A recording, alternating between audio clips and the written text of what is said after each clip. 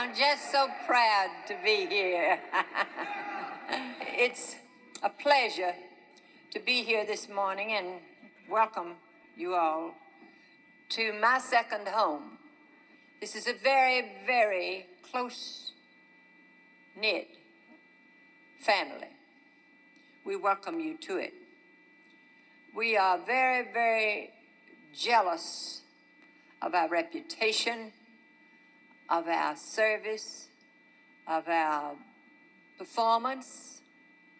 We don't want anybody to get the idea that we're slipshod about anything, and we try to do the same show every time unless we get better, and then we don't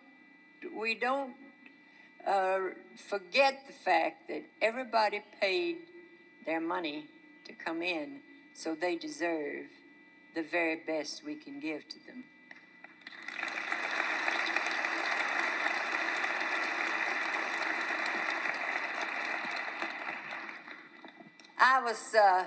You're dear. I was in Johnstown, Pennsylvania. Thank you. Many years ago, early 40s. And I'd just come on the Opry and wasn't very well known. But I'd gotten big-headed because I got the idea I was pretty good. Several people had laughed at me over the years. And I went out on the stage, and I saw about 15 or 20 people in the audience. And I thought, well, I'm too good for this. I don't deserve to be playing to a small audience like this. I need to be playing to a great big audience. I don't like small audiences. I mean, that's what I was saying to myself then. Not now. So I just sort of fluffed the show because I didn't think that it was necessary to do the same good show every time. And I worked the show and finished and sailed off the stage. And the theater manager was a man whom I knew. And we'd played there several times. And we were playing the old vaudeville circuits then, the Keith circuit and the Warner circuit you must realize this was in the early 40s. And so I came off stage and he was wringing his hands and practically crying. He said, "Oh, what a horrible thing has happened. Oh." I thought, well, my mother is sick. Some of my family has died. I was just horrified. I said, "What?" He said, "Well, just before you went on, a talent scout from New York came up outside and said he wanted to catch this girl comic named Minnie Pearl. And he said, we're casting a show, Oklahoma, that's going on Broadway. And we want to audition her for the part of Ado Annie, which has made a star out of a lot of people." And he said, "I want to catch her act." And he slipped in at the back and he saw me work. He saw me work poorly. He saw me fluff the show. He saw me blow the show. He saw me be as unprofessional as anybody could ever be. I disregarded the fact that all those people paid the same amount of money and they deserved the same show. And they just didn't get it. I didn't give it to them. He said he turned and walked away after you worked, and he said as he passed me, I wouldn't have her. He said, she's unprofessional.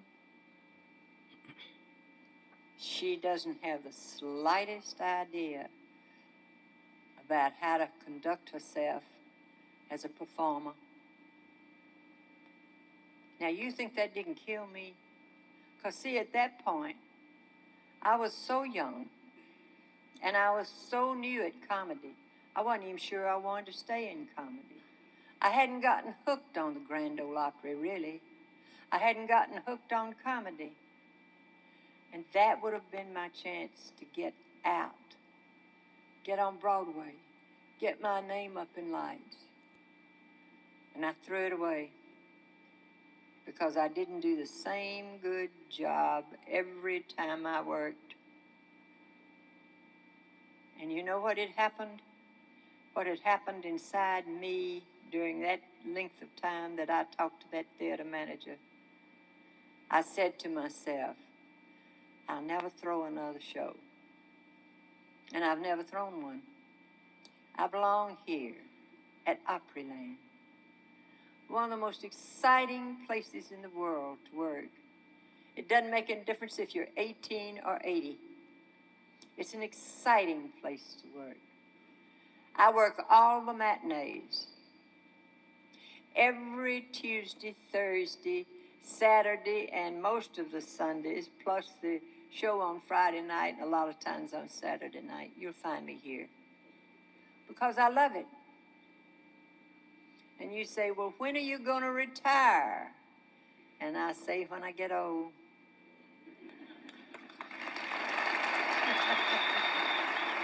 We welcome you. We welcome you to Opryland, USA. And if you're not careful, you'll get hooked on it too. And you'll be so anxious that those customers go away feeling like they were treated properly. And if you're tired and you're upset over something and everything, and you want to be ugly to one of them, you remember Johnstown, Pennsylvania. I don't know where you're from. I don't know anything at all about any of you. But you are my friends because we're all part of this. This is the biggest thing in my life next to my home. As I said, it's my second home. I better quit. They're going to run me off. They'll get the hook. It's so nice to have seen you. Aren't you, dear?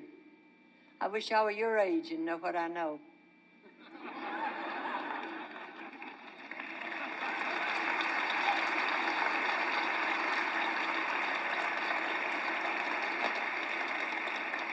I don't think anybody'd speak to me. But I am happy to have you here. And I'll be hoping that you will be as happy here as I have been. As the hillbillies say, we'll treat you so many different ways you're bound to like one of them.